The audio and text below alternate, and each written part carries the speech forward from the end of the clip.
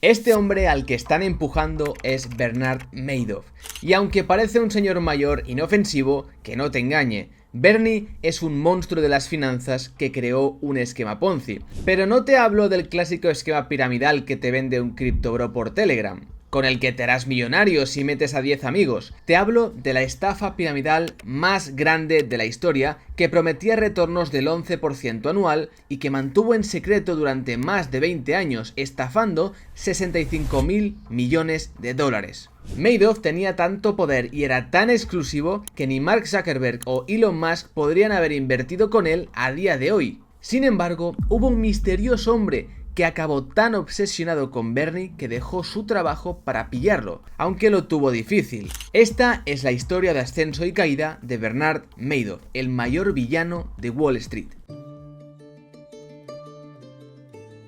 Bernie, para los amigos, provenía de una familia de clase media neoyorquina. Sus padres eran judíos y la verdad es que eran muy respetados en la comunidad. Durante los años 30, Ralph Madoff, el padre de Bernie, se buscaba la vida en la Nueva York de la Gran Depresión, hasta que encontró trabajo en Everlast. Sí, la misma marca que han llevado boxeadores como Muhammad Ali, Mike Tyson o Floyd Mayweather. Un 29 de abril de 1938 nació el pequeño estafador, Bernie Madoff, quien podríamos decir que más o menos tuvo una infancia tranquila si lo comparamos con lo que vendría años después. Cuando Bernie tenía 10 años, el viejo Ralph renunció a Everlast y fundó su propia marca de productos deportivos, y no le fue mal, ya que también se compraron una casa de ladrillo muy guapa en Laurelton, que entonces era un vecindario judío de Queens. Pero la alegría duró poco, porque en ese momento estalló la guerra de Corea y empezaron a subir los precios de las materias primas para fabricar guantes, balones y sacos de boxeo. Así que en 1951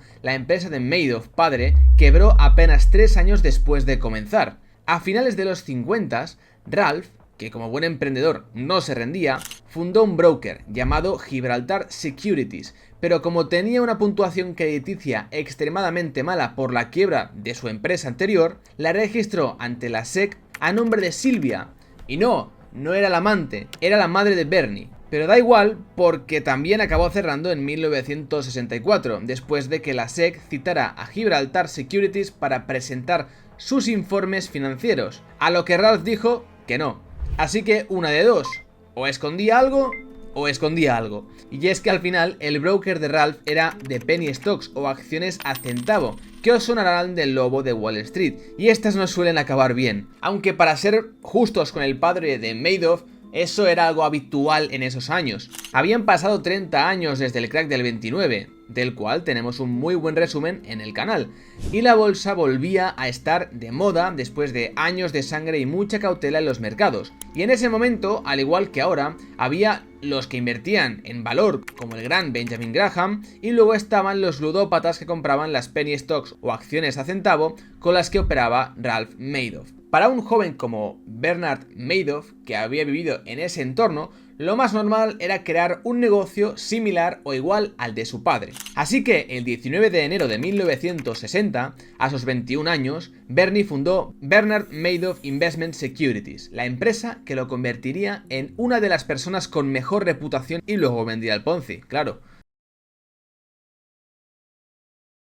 Bernie creó su empresa con una pequeña parte de capital propio que puso él mismo, pero detrás había un inversor importante. De los 55.000 dólares con los que empezó Madoff Investments, 50.000 pertenecían al suegro de Bernie, Saul Alpern, un contable también judío, pero que estaba en una posición mucho más cómoda que la de los Madoffs. Al final, todo queda en familia, ¿no? Desde los comienzos de la empresa, Saul Alpern le recomendaba a sus clientes usar los servicios del broker, es decir, de compra y venta de acciones del propio Madoff. Vamos, que utilizarán la empresa que acababa de crear Bernie. Y como el negocio empezaba a ir bien para Madoff, en los años 70, el suegro, que antes funcionaba como un intermediario y recomendaba a los clientes ir a Madoff, ahora empezó ya a pedir dinero a esos inversores e invertirlo directamente en Madoff, cosa que rozaba la ilegalidad, por no decir que sí que era ilegal, porque el suegro de Madoff no era asesor financiero ni tampoco era un broker.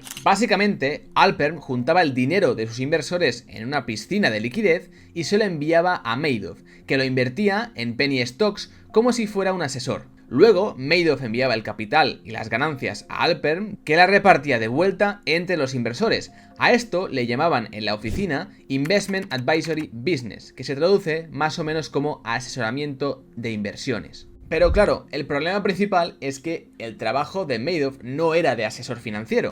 Bernie era un market maker, un creador de mercado. Seguramente muchos recordaréis el escándalo de Citadel con el tema de Robinhood y GameStop, pues Citadel era un market maker. El market maker crea mercado, compra y vende grandes paquetes de acciones, por ejemplo, para crear liquidez. Y para que después tú puedas ir a tu broker, veas esto y puedas comprar a un precio y vender a otro. ¿Qué gana? Pues la diferencia o spread.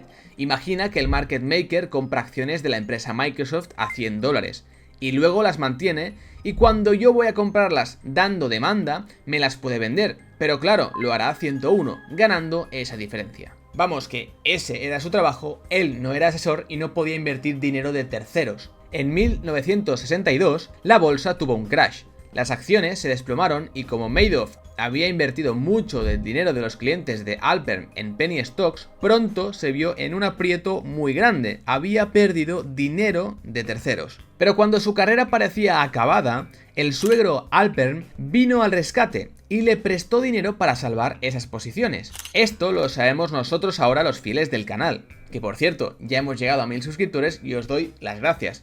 Pero no la gente en ese momento. Así que pronto Madoff se convirtió en un superhéroe. Como ante tal desplome no había tenido pérdidas, empezó a ser considerado un mago de la bolsa en Wall Street. Alpern se retiró de la empresa en el 74, cuando ya toda la contabilidad de los Madoff se hacía ahí. En su lugar quedaron dos contables, Frank Avellino y Michael Bienes, de los que hablaré en un momento porque son tremendos.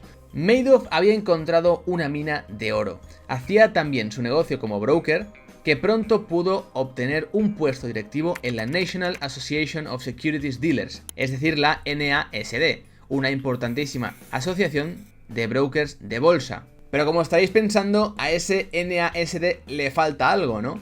Pues es porque en 1971 Madoff, a la cabeza del NASD, llevó a cabo el primer paso para acabar con el imposible sistema manual de registro de compra y venta de acciones y pasar a un sistema electrónico llamado Automated Quotations. Vamos, que se añadió la A y la Q creando el Nasdaq, la primera bolsa de valores electrónica del mundo y la segunda más importante de Estados Unidos por detrás del NYSE, del New York Stock Exchange. Al mismo tiempo que Madoff se empezaba a convertir en una superestrella entre los brokers de Wall Street, la realidad es que le seguía yendo mucho mejor en el lado oscuro. Recordemos, el suegro de Madoff se convirtió en un intermediario entre sus clientes y los servicios de Madoff. Pero claro, el viejo Alpern se retiró, así que la cuenta donde venía el dinero pasó a estar gestionada por estos dos, Avellino y Bienes. Entonces Bernie empezó a prometer algo poco realista. Recibía dinero de Avellino y Bienes y entregaría un retorno del 11% anual asegurado. En teoría invertiría ese dinero en los mercados, en la bolsa, y a final de año recibiría las ganancias que repartiría con los inversores. Para nosotros, que sabemos cómo termina esta historia, ya ahí empezaba a oler un poco raro. ¿Por qué? Pues uno, porque el retorno de la bolsa a largo plazo sí que se ha demostrado que puede ser de ese 10% perfectamente, nominal, anual. Pero claro, entre medio hay mucha volatilidad y aquí el caso es que Madoff aseguraba siempre ese 10% anual. Y eso es lo que nos lleva al punto número 2, que es que en bolsa no hay nada seguro ni estable, sino preguntadles a los que estaban invertidos en 1929 o en 2008. Pero claro, los primeros inversores de Madoff no lo veían tan mal. ¿A quién no le gusta un 11% anual? Los primeros años, cuando estaba el suegro, la mayoría eran personas trabajadoras de la comunidad judía que no estaban forrados, sino que más bien eran de clase media. Pero a finales de los 60s ya venían los peces gordos, después de la creación del Nasdaq. Muchos decían que Avellino y Bienes tenían un fondo de inversión secreto que daba mejores retornos del 11% estables y seguros. Se trataba de un secreto a voces. En verdad, Avellino y Bienes no podían operar legalmente un fondo de inversión, y Madoff tampoco. Unos eran contables y el otro era un broker. Si querían tener un fondo de inversión, debían registrarlo en la SEC, pero nunca lo hicieron. Avellino y Bienes registraban a los inversores como prestamistas, que le estaban prestando dinero a la firma contable para que funcionara y a cambio recibían una tasa de interés. Era una maniobra para evitar problemas legales. Pero los problemas legales llegaron de todos modos, porque con el paso de los años, la cantidad de dinero que gestionaba una simple oficina contable con esos dos era demasiado grande como para que no hubiera gato encerrado. En junio de 1992, la SEC contactó a Avelino y le preguntó que en qué estaban invirtiendo el dinero que los clientes le prestaban. Avelino contestó que en bienes raíces y en acciones, pero parece que eso no les convenció, ya que abrieron una investigación que terminó con los dos en la cárcel. Y junto a ellos, finalmente también cayó Madoff. No, que es coña, sigamos. Madoff logró librarse y siguió operando como market maker, gestionando el 8% del volumen diario del Nasdaq, y en el lado oscuro, su fondo de inversión ilegal. La SEC pidió a Avelino y Bienes que devolvieran el dinero a los prestamistas, pero claro, con las tasas de interés que ofrecía Madoff, estos se negaron y siguieron invertidos. Es muy probable que en esos años ya entonces el chiringuito de Madoff se hubiera convertido en un esquema Ponzi. Diana Enríquez, autora del libro Wizard of Lies, que es un libro en el que nos hemos basado para hacer este libro, nos dice que no se sabe exactamente cuándo empezaría el Ponzi, pero que seguramente se calcula que en 1988, cuando tras el crash del 87 muchos inversores entraron en pánico y pidieron retirar gran parte de sus inversiones a Avelino y Bienes. Viendo que corría el riesgo de quedarse sin liquidez, Madoff subió las tasas de interés a la locura del 16 y 17% para atraer nuevos inversores, pero como era imposible generar esos retornos, empezó el esquema Ponzi. Ahora, ¿cómo logró burlarse Madoff de las autoridades y evadir la cárcel, sabiendo que ya Avelino y Bienes habían caído? Pues lo logró gracias a su mano derecha, Frank Di Pascali, quien trabajaba en la empresa desde que tenía 18 años. Di Pascali y su equipo se dedicaban a estudiar los mercados y crear falsos informes de compraventa de acciones en la famosa Planta 17, que luego enseñaban a los inversores de Avelino y Bienes. Los informes eran tan detallados y convincentes que incluso engañaron a la SEC. Madoff estaba fuera del ojo de la justicia, pero no para siempre.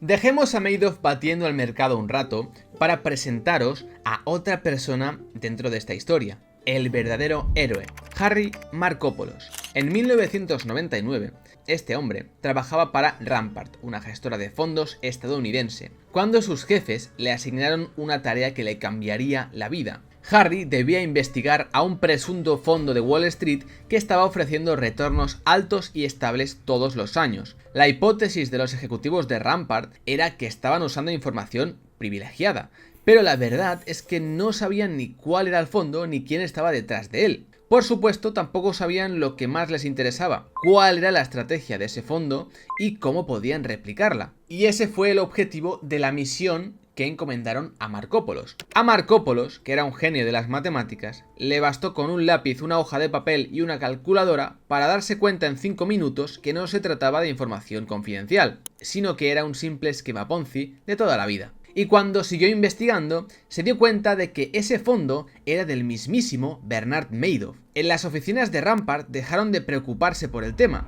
pero Markopolos empezó a excavar y a excavar cada vez más y acabó obsesionado con Madoff y su esquema. Después de su jornada laboral en Rampart, no se iba a beber unos whiskies con sus compañeros, sino que seguía cada noche investigando. Llegados a mayo del año 2000, Markopolos, desquiciado, decidió destapar a Bernie y su delito, entregándole en bandeja de plata un informe anónimo a la SEC, donde indicaba todo lo que sabía hasta el momento. A pesar de que estaban detalladas muchas cosas que ya podían conducir a una investigación, la SEC no movió ni un solo dedo. En 2001, Markopolos agregó más información en un nuevo informe, que no fue ni leído. Pero Markopolos nunca se rindió. En 2005 entregó un informe aún más detallado con todos los anteriores y la SEC empezó a investigar a Bernard Madoff en 2006. Para entonces, Markopolos estaba tan hundido y obsesionado que había renunciado a Rampart para dedicarse a tiempo completo a ser un cazarrecompensas de fraudes financieros. A los 11 meses de iniciada la investigación, la SEC dijo que no había suficientes evidencias para determinar que Madoff estaba operando un esquema Ponzi, a pesar de que Markopoulos había recogido todo lo suficiente. Y joder, es que leyendo esto me sabe muy mal por Markopoulos, que hizo una investigación tremenda, les dio a Madoff en bandeja de plata y la SEC no movió ni un dedo. Me parece increíble. Una prueba clave era que Madoff presuntamente usaba el Chicago Board Options Exchange para cubrir el riesgo de las operaciones del fondo ilegal con diferentes operaciones. El problema es que en ese mercado solo había opciones por un valor total de 1.000 millones y Madoff necesitaba entre 3.000 y 65.000. Ahora, si no existían, ¿cómo iba a ser esto verdad? Cuando Markopoulos le preguntó a los brokers del CBOE si alguna vez habían comerciado con Bernard Madoff, ellos le respondieron que no, nunca. La investigación se desestimó y Markopoulos se volvió a hundir. Pero nuestro héroe cazamonstruos siguió enviando informes en 2007 y 2008. Markopoulos, ya hasta los escribió el libro No One Would Listen, que también hemos analizado para este vídeo. En el libro, Markopoulos reflexiona sobre si el propio Bernard Madoff era una especie de sociópata de Wall Street y llega a la siguiente conclusión que será importante para esta historia. Madoff no era una aberración, fue la creación de la cultura de Wall Street que busca generar beneficios a cualquier coste. Él no es el único, como si se tratara de monstruos invencibles, hay muchos más en la oscuridad. Aquí lo he resumido bastante porque solo el trabajo de Markopoulos requeriría uno o varios vídeos más en este canal. Pero lo importante es ver que, llegados a este punto, no se conocen las razones reales por las cuales no se investigó a Madoff. Hay quienes dicen que el propio Madoff era tan influyente en Wall Street que había puesto a personas de confianza en puestos de la SEC, y que aun si no lo hubiera hecho, tenía estados de cuenta falsos que parecían convincentes para los reguladores. Madoff cada vez se hacía más grande, y tenía que caer por su propio peso, y en el año 2009 esto estaba a punto de pasar. En 2008, Estados Unidos y el mundo entero se enfrentaban a la crisis de las hipotecas subprime. Se trataba de una de las crisis financieras más grandes desde la Gran Depresión. Bancos de inversión con mucha reputación como Bear Stearns y Merrill Lynch habían quebrado. Bancos hipotecarios como Freddie Mac y Fannie Mae habían sido rescatados por el Departamento del Tesoro con el dinero de los contribuyentes. Vamos, que era un caos total. Y en ese caos que reinaba en el mercado, todos querían tener dinero en efectivo. Para invertir en el mercado con rebajas, al más puro estilo value investing de Benjamin Graham o Warren Buffett, o lo que haría la mayoría, que era retirar ese dinero para invertir en algo seguro, en bonos de Estados Unidos a largo plazo. Por supuesto que con todos me refiero a los inversores institucionales como fondos de inversión, de pensiones, soberanos y grandes patrimonios. Eso significaba solo una cosa para Bernard Madoff, más bien solo una palabra: corralito. Bernie no era un banco, pero todos los que tenían cuentas con él estaban retirando su dinero en pleno pánico. Y claro, en un esquema Ponzi se paga a los demás con el nuevo dinero que entra, pero si no entraba nada y salía todo, Bernie no iba a tener liquidez para hacer frente a los reembolsos y a los intereses. La alarma llegó cuando JP Morgan Chase le anunció a Madoff que tenía solo 273 millones en la cuenta bancaria, cuando el total de depósitos más intereses de Madoff superaba los 65.000 millones de dólares. Vamos, 238 veces más. Madoff, como siempre, intentó encontrar nuevos inversores ofreciendo un tipo de interés atractivo, pero en este caso ya no le funcionó. Fue así como finalmente, la noche del 10 de diciembre de 2008, Bernard Madoff le confesó a sus hijos, que trabajaban en la parte legal de Madoff Investment Securities. Los dos hijos estuvieron de acuerdo en denunciar al padre. Aunque esto suena terrible porque es una traición hacia su propio padre, lo más probable es que Bernard Madoff les aconsejara que lo entregaran, porque si no confesaban, automáticamente serían cómplices de aquel fraude. Al día siguiente, agentes del FBI llegaron al apartamento de Madoff en Nueva York y lo llevaron preso. Madoff confesó su crimen a las autoridades y comenzó un proceso penal en el que el fiscal Irving Picard representó a la SEC y empezó un proceso de reclamación de fondos. Los medios se hicieron eco rápidamente de la noticia, y hubo incluso personas que decidieron terminar con su existencia, como Thierry Megon, un millonario cuya fortuna familiar podía rastrearse hasta antes de la Revolución Francesa. En cuanto al número de depósitos, España fue el tercer país más afectado por el Ponzi, solo por detrás de Estados Unidos y Suiza. Los ricos y famosos más nombrados fueron Pedro Almodóvar, Isabel Preisler, Alicia Koplowitz, entre otros. Al tratarse de un esquema Ponzi, lógicamente, las víctimas no podían recibir el capital más los intereses, ¿no? Porque esos intereses eran generados con dinero de otros inversores, por lo que solo y en algunos casos podían reclamar el principal.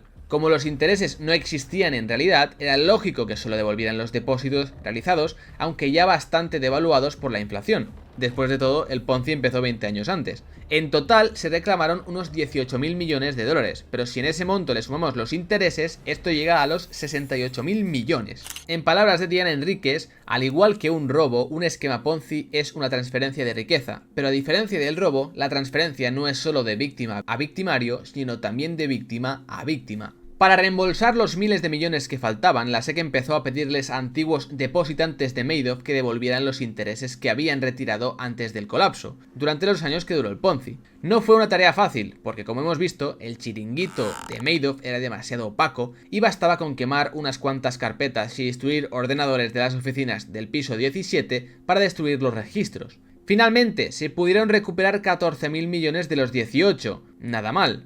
Y Pascali, la mano derecha de los Madoff y probablemente una de las pocas personas que sabía de qué se trataba todo eso, se declaró culpable de 10 casos relacionados con fraude. Mientras esperaba una sentencia, en 2015 murió de cáncer de pulmón. Bernard Madoff, nuestro protagonista, recibió la sentencia mucho antes, fue condenado a 150 años de prisión. Lo trasladaron a la cárcel de Butner, en California del Norte, y murió el 14 de abril de 2021 en esa misma cárcel a los 81 años de edad. Esta no es solo la historia de un esquema Ponzi más, sino la historia de cómo una persona privilegiada con una posición de poder puede mantener una estafa, un esquema Ponzi multimillonario durante más de 20 años sin ser pillado. Y no solo eso, sino que en este caso la justicia, en este caso la SEC, ya tenía toda la información necesaria para atraparlo. Así que solamente tengo algo que decir. Gracias.